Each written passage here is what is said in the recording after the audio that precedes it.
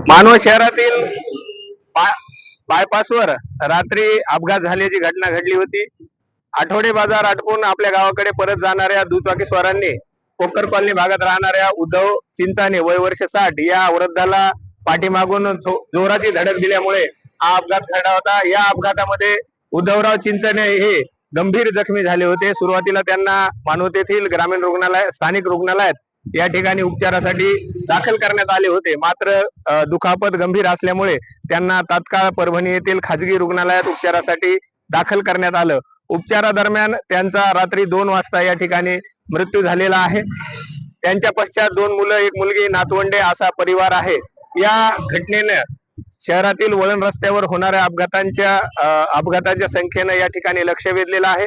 या भागामध्ये आपण जर पाहिलं तर गजानन महाराज मंदिर ते महाराणा प्रताप चौक या दरम्यान बायपास रोडला विजेचे खांब नाहीत किंवा वीज व्यवस्था नाहीये। त्यामुळे येणाऱ्या वाहनांना, रस्त्याने जाणाऱ्या इसमांचा या ठिकाणी अंदाज येत नसल्याने या ठिकाणी मागील काही वर्षामध्ये अपघातांची संख्या वाढलेली आहे।